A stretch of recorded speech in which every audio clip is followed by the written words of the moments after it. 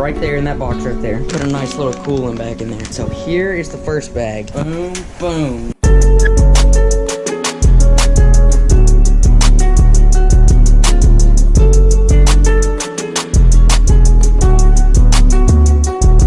What is up, you guys? Welcome back to another video today. Well, I actually had ordered some fish a few days ago. Actually, the same day that I filmed the catch and cook video. So, they're right there in that box right there. Now, most of the fish in there, the pretty common fish and all that. Every single fish is going to be going into that tank right there, the blue lobster tank. I'm not worried about the blue lobster messing with them, honestly, because most of them are topwater swimmers. There are a pair of fish in this box that are not really topwater swimmers.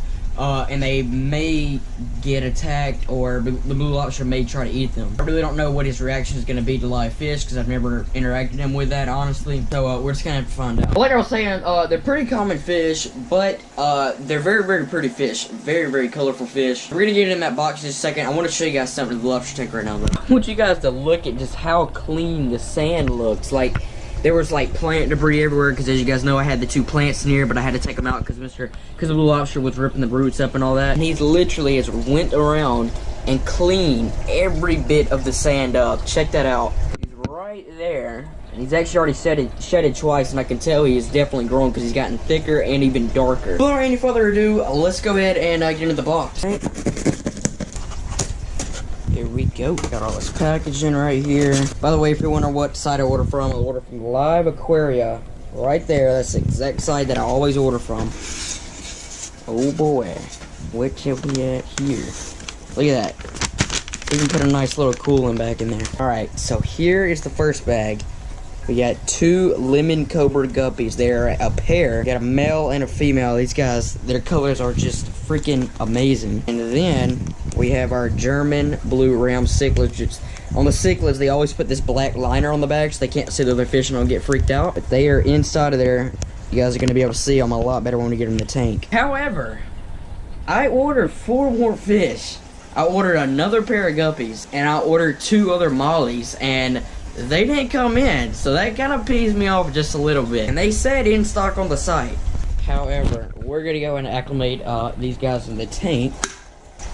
Boom and boom. So I know it might kind of sound strange putting cichlids with guppies. However, ram cichlids are one of the most docile cichlids out there. They're not aggressive at all, except for when they go into like a brooding state. So I don't expect any problems out of them. The only thing is, like I said, we just gotta watch the blue lobster. And if I start seeing any problems, well, I'll just either move him or the fish out of here. Here is the flower horn. I know it's been a little while since you guys have seen him. Check him out. I mean, he's doing just fine. Eats a freaking ton. I don't really know if I'm seeing any like really growth out of him just yet, but I'm just gonna keep power feeding him basically. And then up here we have this beta right here, just, you know, my veiltail beta, which I've had for a long time. And the new guy, which you guys have not seen since I got him. He's gotten so much more used to me. He's been swimming around and everything. Just check him out though. Look at the colors and the fins on him though. That is exactly why they're called elephant ear betas, for those long pectoral fins. We come out here to the actual fish room, and we got Mr. Jack Dempsey right here. We got all the tetras over here doing just fine. And then we come on to over here. See the pacus right there, which they've gotten bigger, and also the red tail's gotten much bigger. And there is the new Oscar right there. And actually, he's got a little cut on his lip, which I'm not sure how that got there, but it should heal up just fine. I'm going to watch it very, very closely.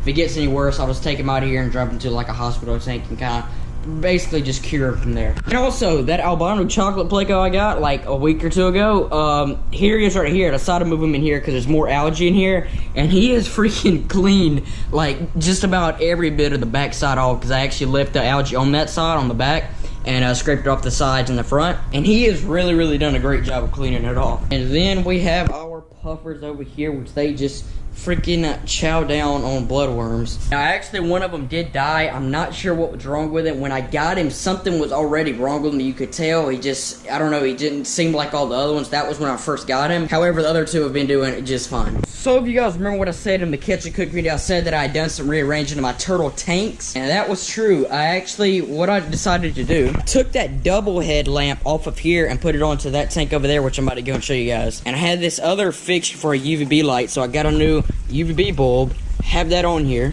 As you can see, move the rock formation over here to the side. So that way we could have the UVB light, you know, out in the water where they're eating and all that, because they need that, you know, when they're eating and all that to digest the food properly. And then we have the heat lamp right over here on the rock.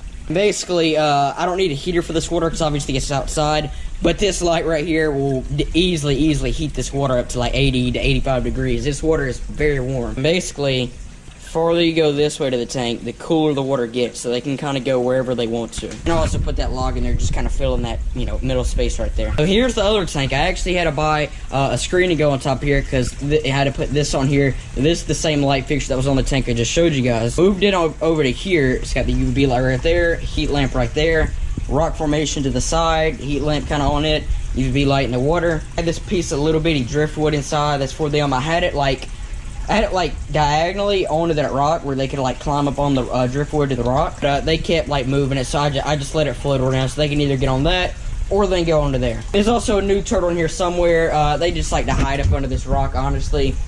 These turtles actually will come out more at night when it's dark in the tank, I've noticed. Turn the lights off at night on my turtle tanks, and I come out here early in the morning to turn it on. I'll notice that all the turtles in that tank are actually out early in the morning when there's like no light going on. So I don't know, those turtles, they're just not quite used to me just yet. Also, that guy right there was a new turtle just a few weeks ago. I've already gotten him eating out of my hand, so that's really good. All it takes is for them to basically see you feeding the other turtles by hand, and within a few days they basically catch on to how they eat. That's pretty much it. I could show you guys a few other things, but basically it'd just be the same thing I've showed you guys before. I'm gonna wait about 5 more minutes, then we're going put our fish in.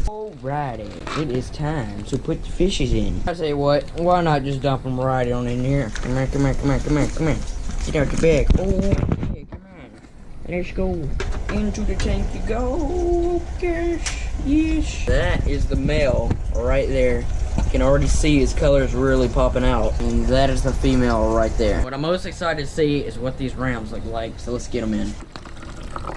Oh, looks pretty good to me. Boom, boom, there they are.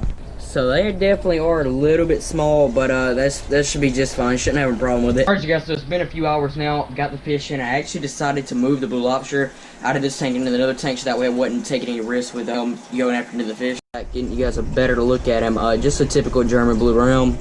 There's the guppies right there doing just fine, and the other ram is right there. And also, I am going to be adding a lot of live plants in here just to kind of really fill it up. We're going to be getting some more guppies and also some mollies and platies in here. And also, a light fixture, of course. Actually, the light fixture is right here. Just got to get it boiled for it. But anyways, guys, that's the end of the video. I hope you guys enjoyed this video. If you do, please be sure to drop a like on the video. Make sure you guys subscribe if you're new to the channel. I'll be showing you guys where I move the blue lobster in the next video, and also giving you guys updates on these fish in the next video. We're going to make this tank look really good, I promise you. Anyways, guys, with that being said, guys, I'll see you in the next video. Peace.